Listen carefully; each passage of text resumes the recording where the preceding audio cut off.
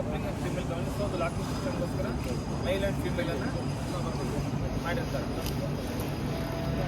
ನೋಡಿ ಈ ಹೈಡ್ರೆಂಟ್ನ ಈ ಪಾಯಿಂಟ್ನಲ್ಲಿ ನಿಮಗೆ ಫೀಮೇಲ್ ಕಪ್ಲಿಂಗ್ ಸಿಗುತ್ತೆ. ಸೊ ಫೀಮೇಲ್ಗೆ ನಾವು ಮೇಲ್ನ ಲಾಕ್ ಮಾಡೋಣ, ಫೀಮೇಲ್ಗೆ ಫೀಮೇಲ್ನ ಲಾಕ್ ಮಾಡೋಕ್ಕಾಗಲ್ಲ.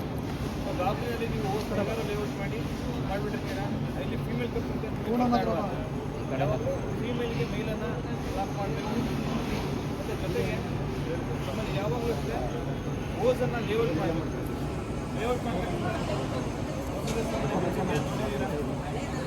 ಓಸನ್ನು ಹೇಗೆ ಲೇಔಟ್ ಮಾಡಬೇಕಂತೇಳಿ ಅದೇ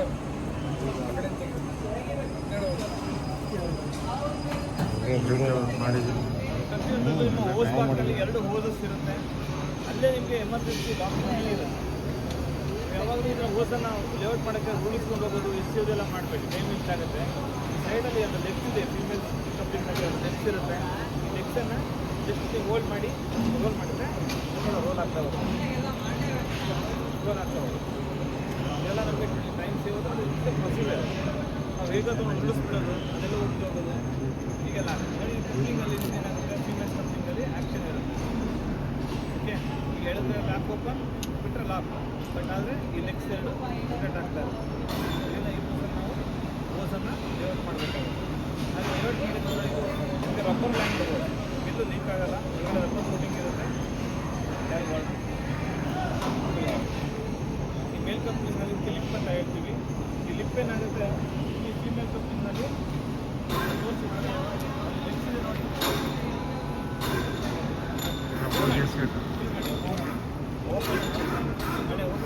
ಲೆಗ್ಸ್ ಇರುತ್ತೆ. ಆ ಲೆಗ್ಸ್ ಬಂದು ಈ ಲಿಪ್ಪಲ್ಲಿ ಲಾಕ್ ಆಗುತ್ತೆ. ಬ್ಯಾಕ್ ಸೈಡ್ ಪ್ರೆಷರ್ ಬಂದು ಹೊರಗೆ ನಾವು ಸ್ಪ್ರಿಂಗ್ ಇರುತ್ತೆ. ಹಾಗೆ ನಾವು ಇದನ್ನು ಇಲ್ಲಿ ಫೀಮೇಲ್ ಕಪ್ಲಿಂಗ್ ಇದೆ, ಅದೇ ರೀತಿ ಇದೆ. ಜಸ್ಟ್ ಲಾಕ್ ಮಾಡಿದರೆ ಲಾಕ್ ಆಯಿತು. ರಿಮೂವ್ ಮಾಡೋಕ್ಕೆ ಮಾತ್ರ ಇದನ್ನು ನೋಡಿ, ರಿಮೂವ್ ಮಾಡಬೇಕಂದ್ರೆ ರಿಮೂವ್ ಆಗೋದು ಲಾಕ್ ಆಗುತ್ತೆ. ತದನಂತರ ನೀವು ಎಲ್ಲಿ ಟಾರ್ಗೆಟ್ ಪಾಯಿಂಟಿಗೆ ಇಟ್ಕೊಂಡು ಬ್ರ್ಯಾಂಚನ್ನು ಲಾಕ್ ಮಾಡಿ ನೋಡಿ. ಬ್ರ್ಯಾಂಚ್ನಲ್ಲೂ ಅಷ್ಟೇ ನಿಮಗೆ ಕೊಡಪ್ಪ ಇದೆ, ಬ್ರ್ಯಾಂಚಲ್ಲೂ ಅಷ್ಟೇ ನಿಮಗೆ ಮೇಲ್ ಕಪ್ಲಿಂಗ್ ಇರುತ್ತೆ ನೋಡಿ. ಫಿಟ್ಟಿಂಗ್ಸ್ ಯಾವ ರೀತಿ ಮಾಡಿರ್ತಾರೆ ಅಂದರೆ ಅಡಾಪ್ಟರ್ಸ್ಗಳು ಹೇಗಿರುತ್ತೆ ನೋಡಿ. ಇದು ಮೇಲ್ ಕಪ್ಲಿಂಗಲ್ಲಿ ಇಲ್ಲೂ ಸಹ ನಿಮ್ಮ ಲಿಪ್ ಇದೆ. ಹಾಗಾಗಿ ಈ ಬ್ರ್ಯಾಂಚ್ ಹತ್ರ ನಿಮಗೆ ಬರ್ತಕ್ಕಂಥದ್ದೇ ಫಿಮೇಲ್ ಕಪ್ಲಿಂಗ್. ನಾವೆಲ್ಲರೂ ತೊಗೊಂಡು ಮೇಲ್ ಟು ಮೇಲ್ ತೊಗೊಂಡೋಗ್ಬಿಟ್ರೆ ನಿಮಗೆ ಮೇಲಿದೆ, ಮೇಲಿದೆ, ಮೇಲ್ ಟು ಮೇಲಿಗೆ ಲಾಕ್ ಆಗಲ್ಲ, ಮೇಲ್ ಟು ಮೇಲ್.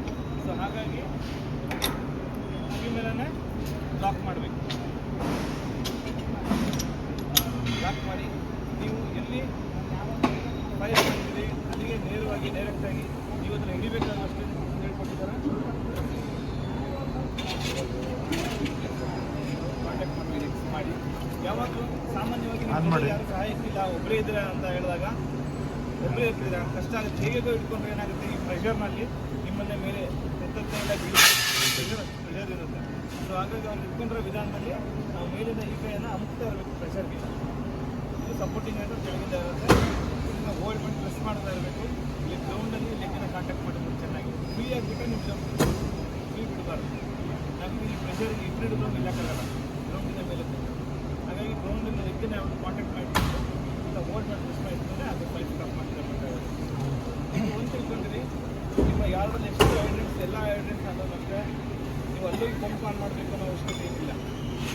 ನಿಮಗೆ ಆಟೋಮೆಟಿಕಲಿ ಸಿಸ್ಟಮಲ್ಲಿ ಇರುತ್ತೆ. ನಿಮ್ಮಲ್ಲಿ 6.5 ಅಥವಾ 7 ಕಿಲೋನಲ್ಲಿ ಪೇಜಿನಲ್ಲಿ ಮೀಟ್ರ್ ಆಫ್ ಆಗಿರುತ್ತೆ. ಜಸ್ಟ್ ಇವುಗಳನ್ನು ವಾಲನ್ನು ಓಪನ್ ಮಾಡಿದರೆ ಆಯಿತು, ನಿಮಗೆ ಯೂಸ್ ಆಗುತ್ತೆ. ಆಫ್ ಇದು ಯಾವಾಗ ಏನು ಮಾಡ್ತಾ ಇದ್ದ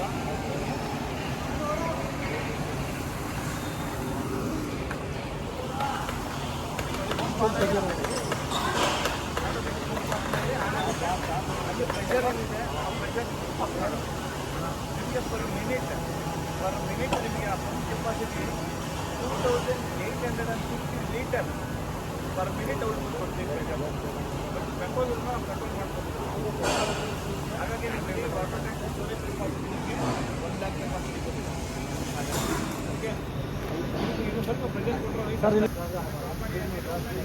ಡೌನ್ ಡೌನ್ ಡೌನ್ ಡೌನ್ ನಮಗೆ ಅನುಕೂಲವಾಗಿ ಇರಬೇಕಾಗುತ್ತೋ ಯಾವ ಡೈರೆಕ್ಷನ್ ಇರಬೇಕು ಆ ಡೈರೆಕ್ಷನಲ್ಲಿ ನಾವು ಲೆಕ್ಚರ್ ಕಂಡಕ್ಟ್ ಮಾಡೇ ಆಗ್ತದೆ.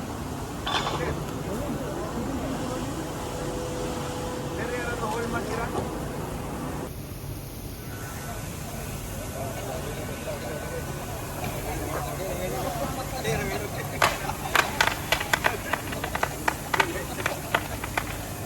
Cuma dia kok kayak gitu.